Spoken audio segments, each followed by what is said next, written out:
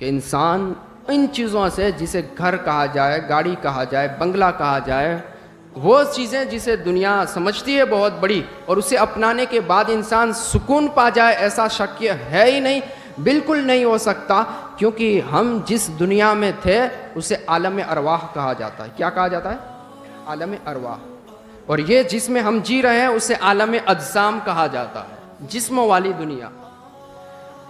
ہمارے اس جسم کے اندر، اسے پنجڑا سمجھ لے آپ، اس کے اندر جو چیز چھپی ہوئی ہے، روح ہے، اور اس روح کا کنیکشن اوپر سے ہمیشہ رہا ہے۔ عالم ارواح میں جو وعدے وہ روح کر کے آئی ہے، روح کی تمنا ہمیشہ یہ رہتی ہے کہ وہ رب سے کیے ہوئے وعدوں کو پورا کرے، رب سے جو اس نے قرار کیے ہیں، میثاق لیے ہیں، وہ سارے پورے کریں۔ یہ روح کی ہمیشہ سے تمنا رہتی ہے۔ اگر روح کو وہ وعدے پورے کرنے نہ دیے جائیں تو وہ روح بے چین ہو جاتی ہے، اندر تڑپتی ہے، اسے حیرانی محسوس ہوتی ہے۔ جس طرح سے پنجڑے کے اندر بند پرندے کو سکون تو نہیں آیا کرتا، اسے مزے تو نہیں آیا کرتے، وہ بھی اپنی کمیونٹی کے پرندوں کو دیکھ کر کے ہمیشہ یہی سوچتے، کاش میں بھی آزاد ہوتا، کاش میں بھی اس پنجرے کے اندر بند نہ ہوتا، میری زندگی بھی یوں ایسے ہوتی، میں کھلی ہواؤں کے اندر گھومتا، جس درخت پر چاہتا بیٹھ جاتا، جس پھل کو چاہتا کھا لیتا، جہاں سے جی چاہتا میں دانا کھا لیتا۔ پرندہ یہی تو چاہتا ہے۔ میری اور تیری روح اگر مومن بندے کی روح ہے تو ہمیشہ اس کی چاہت یہ رہتی ہے کہ کاش مجھے عبادتوں کی آزادیاں مل جائے، کاش مجھے تلاوتوں کی آزادیاں مل جائے، کاش مجھے رب سے لو لگانے کا موقع میسر آ جائے، کاش مجھے اس دنیا کے اندر بند نہ کیا جائے، مجھے اس دنیا کے اندر، اس دنیا کی فکر کے اندر نہ لگایا جائے۔ میرا جو کام ہے، میرا جو رزق ہے، میری جو غذا ہے، مجھے دے دی جائے۔ روح ہمیشہ تڑپتی رہتی ہے، اور یہ پنجرا جسے انسان کہا جاتا ہے وہ ہمیشہ اسی فکر میں ہے، کہاں سے مال آئے، کس انداز سے مال آئے، کس طرح سے میں زیادہ روپیے پیسے کما لوں، میرا بینک بیلنس کیسے بڑھ جائے۔ ہمیشہ اس فکر کے اندر وہ رہتا ہے۔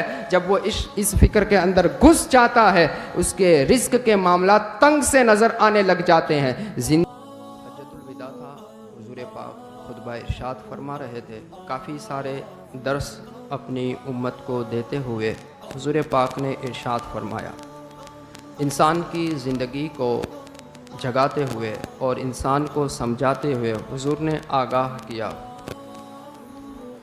حضور نے ارشاد فرمایا، رزق کے معاملات کے اندر آپ وہ ساری چیزیں اللہ کے اوپر چھوڑ دو اور رزق کے معاملات میں بالکل ٹینشن فری ہو جاؤ۔ اس کے اندر زیادہ فکر کرنا، زیادہ غور و فکر کرنے کی ضرورت نہیں ہے۔ اپنی سوچ، اپنا مقصد، اپنے دماغ کے اندر آنے والے خیال کو تبدیل کر لو۔ حضور ارشاد فرماتے کہ جس کی زندگی کا مقصد طلب دنیا ہو جاتا ہے، جو صرف دنیا جمع کرنے کی خاطر، دنیا بنانے کی خاطر جیتا ہے، تو اس کے تمام رزق کے معاملات بگڑ جاتے ہیں، اس کا کمایا ہوا رزق بکھر جاتا ہے، اور وہ ذلیل ہو کر کے زندگی گزارتا ہے، پر حاصل اسے اتنا ہی ہوتا ہے جو اس کے مقدر نصیب میں لکھا ہو۔ حضور ارشاد فرماتے ہیں، اور جو بندہ اپنی زندگی کا مقصد آخرت بنا لیتا ہے تو دنیا اس کے پاس ذلیل ہو کر کے آتی ہے، اس کے دل کے اندر محتاجی نکل جاتی ہے، اس کا دل بے نیاز ہو جاتا ہے، غنا سے اس کا دل بھر جاتا ہے، اور دنیا اس کے پاس ذلیل ہو کر کے آتی ہے۔ اس بندے کے پاس جو آخرت کا خیال کرتا ہے، آخرت کے بارے میں پلاننگ کرتا ہے، آخرت کا گھر بنانے کی کوشش کرتا ہے، دنیا اس کے پاس بھی آتی ہے، لیکن وہ کسی عزت کے ساتھ بہت زیادہ ہو کر کے انسان کو خرید لے اس طرح سے نہیں آیا کرتی، ذلیل ہو کر کے آتی ہے دنیا، اور اس شخص کی نگاہ میں دنیا کی کوئی حیثیت نہیں ہوا کرتی۔ آپ ذرا سوچیں اور سمجھنے کی کوشش کریں، جو بھی انسان نمازوں سے بھاگتا ہے، عبادتوں سے بھاگتا ہے، بندگی سے بھاگتا ہے، قرآن مجید فرقان حمید سے لو نہیں لگا سکتا، حضور پاک سے سچا پیار نہیں کر سکتا، اس کی وجہ کیا نکلتی ہے؟ صرف یہی نہ کہ دنیا کی زندگی کے اندر وہ اتنا جا چکا ہے، اتنا گہرا جا چکا ہے کہ اب وہاں سے وہ نکل نہیں سکتا۔ محبت دنیا سے اتنی ہو چکی ہے کہ اس کے اندر ہونے والا چھوٹا سے چھوٹا نقصان بھی اسے بہت بڑا سمجھ میں آتا ہے۔ اگر پیسہ مال خرچ ہو تو سمجھ میں آیا، دنیا کی محبت اتنی اس کے دل کے اندر آ چکی ہے کہ اپنے سمے وقت میں سے وہ منٹوں کو نکال نہیں سکتا، اتنا دنیا کے اندر گر چکا ہے۔ مقصد کیا ہے؟ دنیا بنانا۔ مقصد کیا ہے؟ اچھی زندگی جینا۔ مقصد کیا ہے؟ اپنے آپ کو اپڈیٹ کرنا۔ مقصد کیا ہے؟ فارورڈ والی زندگی جینا، اپنے آپ کو اچھا بنا کر کے پیش کرنا۔ اچھا گھر بنا لوں، اچھی گاڑیاں خرید لوں، اچھا موبائل فون لے لوں، لباس میرا ہائی ہیوی ہونا چاہیے اور عالی شان طریقے سے میں جیوں، تو اس فکر میں وہ ہمیشہ لگا رہتا ہے۔ جب اس فکر میں وہ لگے گا تو آپ بھی جانتے ہیں اور ساروں کو ہی پتہ ہے کہ ایسی زندگی جینے کے لیے اسے اپنی زندگی کو داؤ پر ضرور لگانا پڑے گا۔ وہ اگر خیال کرے گا میں پابندیوں کے ساتھ نماز پڑھ لوں، وہ اگر یہ سوچے کہ میں جماعت کی حاضری کے ساتھ نماز پڑھ لوں، اگر وہ بندہ یہ سوچے کہ میں قرآن کو صحیح انداز سے پڑھنا سیکھ لوں، اگر وہ یہ سمجھنے کی کوشش کرے میرے پاس دین مذہب کی تعلیمات ہونی چاہیے، تو آپ کا ذہن کہے گا کہ وہ بندہ ایسا نہیں کر پائے گا کہ اس ٹائم کے اندر جہاں پر ہر طرف مقابلے شروع ہیں، ہر کوئی کمپٹیشن کے دور کے اندر چلتا ہے، ہر ایک دوسرے کے مقابلے کے اندر چلتا ہے، کاروبار کے اندر، رزق کے معاملات کے اندر، دنیا کے اعتبار سے کوئی ایسی چیز نہیں رہ گئی ہے جسے چھپا کر کے رکھا جا سکے۔ چھوٹے سے چھوٹا انسان بھی جسے لوگ کم عقل سمجھتے ہیں آج اتنی عقل رکھتا ہے کہ مال دنیا کمانے کے معاملات کے اندر وہ بہت بڑے بڑے نرنے لیتا ہے اور اچھے خاصے بینیفٹ کما جاتا ہے۔ تو اگر وہ انسان اس دنیا کے بارے میں جسے آخرت آخری گھر کہا جاتا ہے اس کے بارے میں سوچے گا تو وہ دنیا نہیں کما پائے گا۔ بظاہر سمجھ میں تو یہی آتا ہے، بظاہر یہی لگے گا۔ آپ کو پورا سسٹم چینج کرنا پڑے گا۔ آپ کو سونا کب ہے، آپ کو دماغ کو وہ الرٹ دے دینا ہے کہ تو کب سوئے گا اور کب اٹھے گا، یہ آپ کے دماغ کو آپ کو سمجھ دے دینی ہے۔ اگر وہ سمجھ آپ کسی دنیا دار سے لینے جائیں گے تو وہ آپ کو سمجھ یہ دیں گے کہ رات کو بڑے اچھے کاروبار کیے جا سکتے ہیں، رات کو زیادہ کمائی کی جا سکتی ہے، بغیر انویسٹمنٹ کے آپ کما سکتے ہیں، وہ رات کا وقت ہے، تمام جہان سو جاتا ہے۔ اس ٹائم کے اندر جو کمائی کی جا سکتی ہے وہ ایسی ہوتی ہے کہ اس سے کافی سارے روپے اور مال آ جاتا ہے۔ یعنی وہ چیزیں جو قانون کی نگاہ میں بھی جرم مانی جاتی ہے، وہ چیزیں جو مذہب کے نام سے حرام چیزیں کہی جاتی ہے، وہ ساری چیزیں جو ان ساری چیزوں کو اور ان کے معاملات سمجھتے ہیں، تنتر ہو یا جو انسان مذہبی ہو، وہ سارے سو جاتے ہیں۔ ایسے ٹائم میں کاروبار کرو، آپ کو فلی بینیفٹ ہوگا اور بہت زیادہ آپ کما لیں گے اور آپ کی زندگی جیسی آپ جینا چاہتے ہیں ایسی بن جائے گی۔ بنتی نہیں ہے، اپنے دماغ کے اندر آتے ہی اسے ہو نہیں سکتا کہ انسان ان چیزوں سے، جسے گھر کہا جائے، گاڑی کہا جائے، بنگلہ کہا جائے، وہ چیزیں جسے دنیا سمجھتی ہے بہت بڑی، اور اسے اپنانے کے بعد انسان سکون پا جائے، ایسا شکیہ ہے ہی نہیں، بالکل نہیں ہو سکتا۔ کیونکہ ہم جس دنیا میں تھے اسے عالم ارواح کہا جاتا ہے۔ کیا کہا جاتا ہے؟ عالم ارواح۔ اور یہ جس میں ہم جی رہے ہیں اسے عالم اجسام کہا جاتا ہے، جسم والی دنیا۔ ہمارے اس جسم کے اندر، اسے پنجڑا سمجھ لے آپ، اس کے اندر جو چیز چھپی ہوئی ہے روح ہے، اور اس روح کا کنیکشن اوپر سے ہمیشہ رہا ہے۔ عالم ارواح میں جو وعدے وہ روح کر کے آئی ہے، روح کی تمنا ہمیشہ یہ رہتی ہے کہ وہ رب سے کیے ہوئے وعدوں کو پورا کرے، رب سے جو اس نے قرار کیے ہیں، میثاق لیے ہیں، وہ سارے پورے کریں۔ یہ روح کی ہمیشہ سے تمنا رہتی ہے۔ اگر روح کو وہ وعدے پورے کرنے نہ دیے جائیں تو وہ روح بے چین ہو جاتی ہے، اندر تڑپتی ہے، اسے حیرانی محسوس ہوتی ہے۔ جس طرح سے پنجڑے کے اندر बंद परिंदे को सुकून तो नहीं आया करता, उसे मज़े तो नहीं आया करते, वो भी अपनी कम्युनिटी के परिंदों को देख करके हमेशा यही सोचते काश मैं भी आज़ाद होता, काश मैं भी इस पिंजरे के अंदर बंद ना होता, मेरी ज़िंदगी भी यूँ ऐसे होती, मैं खुली हवाओं के अंदर घूमता, जिस दरख्त पर चाहता बैठ जाता, जिस फल को चाहता खा लेता, जहाँ से जी चाहता मैं दाना खा लेता। परिंदा यही तो चाहता है। मेरी और तेरी रूह अगर मोमिन बंदे की रूह है तो हमेशा उसकी चाहत ये रहती है कि काश मुझे इबादतों की आज़ादियाँ मिल जाए, काश मुझे तिलावतों की आज़ादियाँ मिल जाए, काश मुझे रब से लो लगाने का मौका मैसर आ जाए, काश मुझे इस दुनिया के अंदर बंद न किया जाए, मुझे इस दुनिया के अंदर, इस दुनिया की फ़िक्र के अंदर न लगाया जाए। मेरा जो काम है, मेरा जो रिस्क है, मेरी जो ग़िज़ा है मुझे दे दी जाए। रूह हमेशा तड़पती रहती है और ये पिंजरा जिसे इंसान कहा जाता है वो हमेशा इसी फिक्र में है कहाँ से माल आए, किस अंदाज से माल आए, किस तरह से मैं ज़्यादा रुपये पैसे कमा लूँ, मेरा बैंक बैलेंस कैसे बढ़ जाए। हमेशा इस फिक्र के अंदर वो रहता है। जब वो इस फिक्र के अंदर घुस जाता है उसके रिस्क के मामला तंग से नज़र आने लग जाते हैं। ज़िंदगी बहुत हैवी हो तो जाती है लेकिन खर्चे भी बढ़ जाते हैं। जो काम वो 1000 रुपये में कर सकता था अब वो हज़ारों रुपये में होने लग गया। उसकी ज़िंदगी आसान नहीं होगी बल्कि मुश्किलों में घिरती चली जाएगी। जहाँ वो पहले 5-10 रुपये की चाय पी करके सुकून पाता था अब उसे 100 रुपये की चाय भी सुकून नहीं देगी। सही है?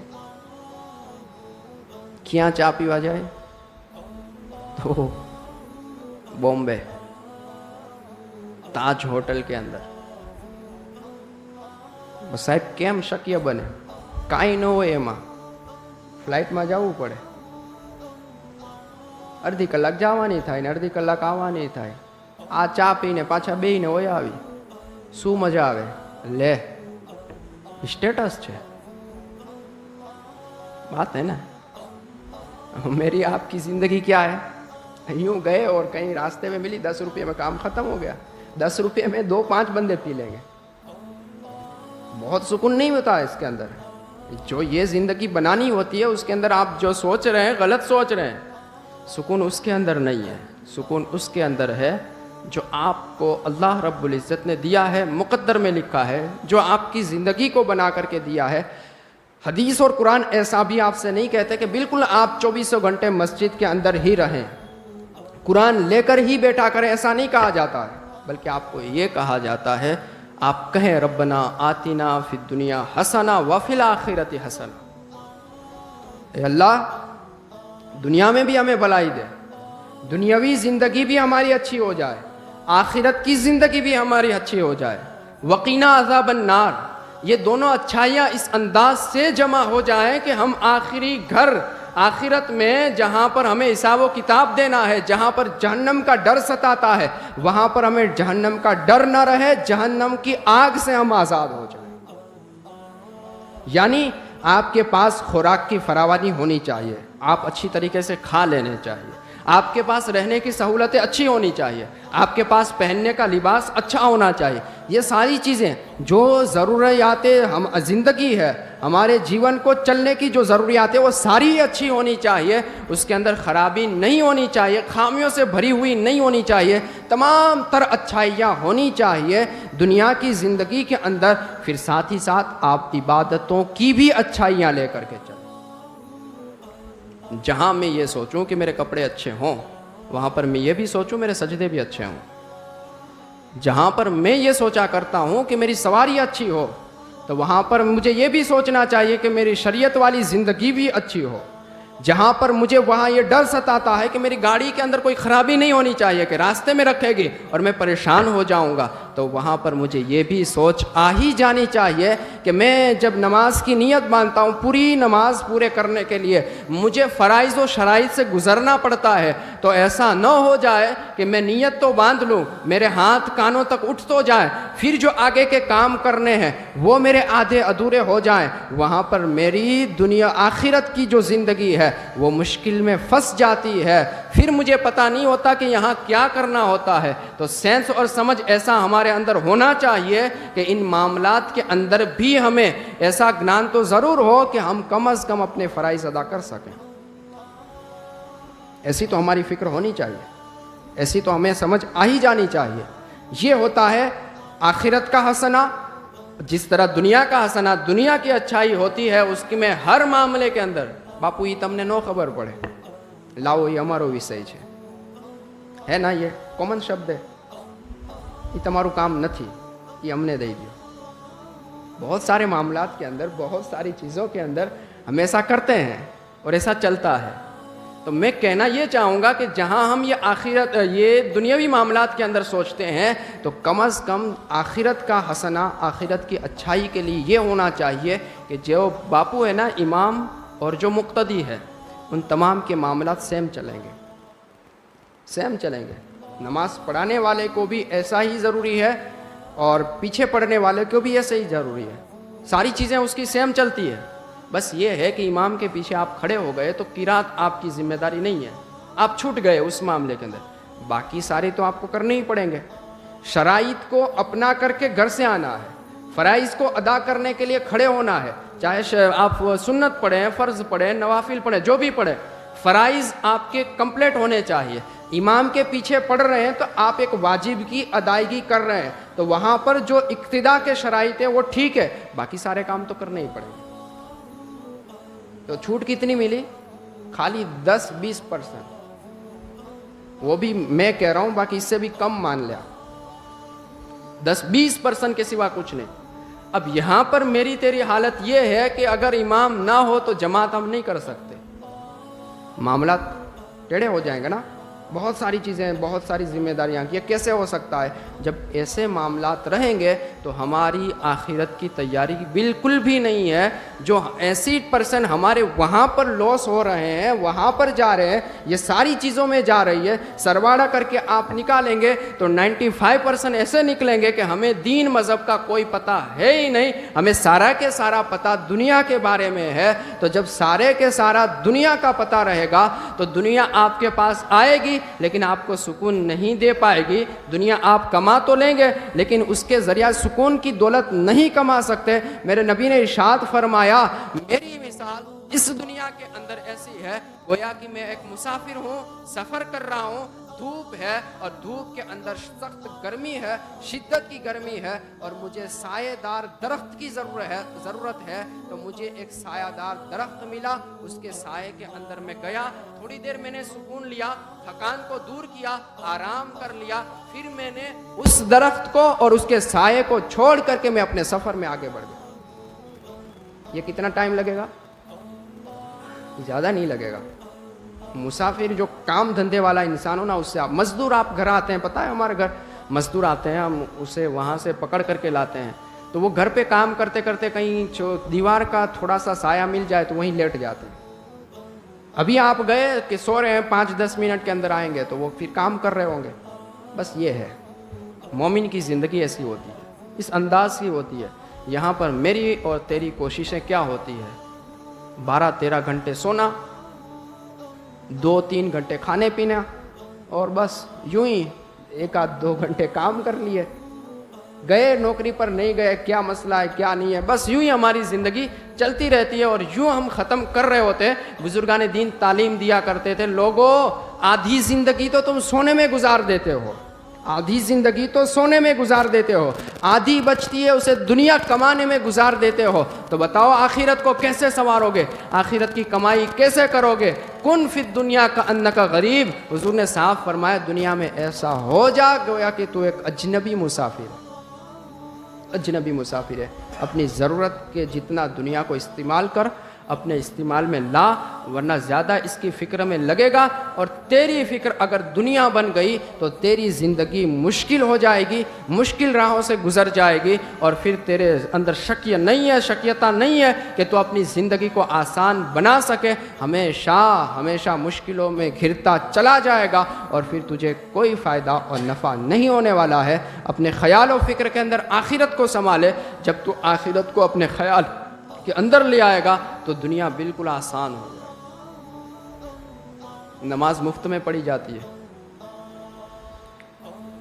پانی مفت میں وضو کرنے کے لیے مل جاتا ہے, حاجتوں کی جگہ مفت میں مل جاتی ہے, ساری چیزیں فری میں مل جاتی ہے, پڑھائی لکھائی ساری چیزیں فری میں مل جاتی ہے. یہ آخرت ہے. جیسے ہی آپ نے دنیا کا خیال کیا تو آپ کو گورنمنٹ اسکول بھی چھوٹا نظر آئے گا. ہونے کو دونوں جگہ سیم کام ہوتے ہیں, بس آپ کو اسویدھا کا ٹینشن ہوگا, آپ کو بہت ساری خرابیاں نظر آئیں گے.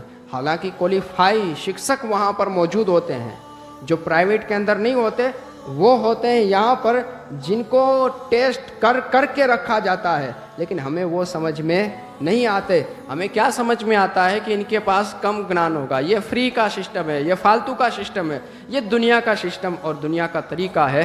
جیسے جیسے دنیا کے اندر گھستے چلے جاؤ گے, بہت ساری مشکلوں میں گھرتے چلے جاؤ گے.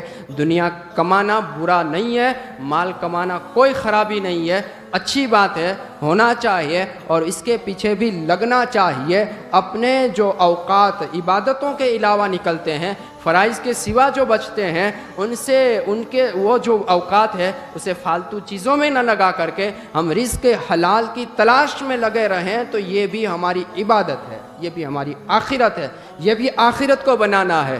صرف اسی کی فکر کرنا تو اسے دنیا بنانا کہا جاتا ہے. لوگوں کو پتہ ہے نا رزق کمانا فرض ہے, صحیح بات ہے, لیکن کس انداز سے؟ اس طرح سے آپ چلیں گے جہاں آپ کی نمازیں نہیں چھوٹنی ہیں, جہاں پر آپ کے روزے نہیں چھوٹنے ہیں, جہاں پر آپ کی زکوٰۃ مال سے ایسی محبت نہ ہو جائے کہ زکوٰۃیں چھوٹ جائیں. حج فرض ہو گیا تو حج نہیں چھوٹنا چاہیے, یہ ادا آپ کو کر ہی لینا ہے. یہ ساری چیزیں اگر آپ جمع کر کے بیلنس کے ساتھ چلیں گے تو آپ وہ انسان ہیں جس نے اپنی زندگی کبھی دنیا کمانے کے اندر نہیں ڈالی. کبھی کوئی وقت آپ نے دنیا کمانے کے اندر نہیں ڈالا ہے, آپ کا ہر وقت ثواب کمانے کے اندر جا رہا ہے اور آخرت کی فکر میں جا رہا ہے. تو ہمیشہ آپ نفع میں رہیں گے, کبھی نقصان میں نہیں رہیں گے. اور جس مال کو کمانے کی خاطر اگر آپ کی عبادتیں ضائع ہو رہی ہیں تو آپ لکھ کر کے رکھ لیں, مال تو آ جائے گا, مال تو آ جائے گا, خاتمہ برا ہونے کا خوف ہمیشہ آپ کے اوپر منڈلاتا رہے گا. کسی کی نظر لگ گئی, اللہ والوں کی نظریں لگ گئی اور آپ کو موقع میسر آ گیا, ورنہ کئی سارے ایسے جنازے ہوتے ہیں جن کی نماز جنازہ تو پڑھی جاتی ہے لیکن اندر دفن کیا جانے والا ایمان والا نہیں ہوتا ہے. یہ جو فرائض ہے نا جو اللہ نے لاگو کیے ہیں, ان کی فکر نہ کرنا اور ان کو بہت ہلکا سمجھنا, بہت معمولی سمجھنا, یا نمازوں کو یوں سمجھنا کہ یہ چلا کرتا ہے, چلتا رہتا ہے, معاف ہے, مجھے چھوٹ ہے, یہ ساری چیزیں بہت گمبھیر بابتوں کی طرف لے جاتی ہیں. شریعت کی نگاہ میں بہت بڑا جرم اور پاپ مانا گیا ہے. اور ایسا فسق فاسق انسان جو آپ اور ہمارے ساتھ موجود ہو, اس کی وجہ سے کافی سارے نقصان ساری بستی کو اٹھانے پڑتے. غوث اعظم یہی تعلیم دیا کرتے تھے. غوث اعظم کے پاس مرید آیا, نماز کے بارے میں آپ نے سوال کیا, عبادتوں کے بارے میں, ساری چیزیں حضرت میں کمپلیٹ کرتا ہوں, کوئی مسئلہ نہیں ہے. کہ گھر پر پردہ ہے؟ کہ نہیں ہے, پردہ ڈال دیں. معاملات حل ہو گئے, رزق میں برکت. تعویذ یہی تھا, پردہ. تعویذ یہی دیا آپ نے, کچھ اور نہیں دیا. پانی بھی پھونک کر کے نہیں دیا, تعویذ بھی لکھ کر کے نہیں دیا, کہا پردہ ڈال دے, ہو جائے گا معاملہ. دوسرے دن آیا حضرت, معاملہ حل ہو گیا. کہ وجہ کیا تھی؟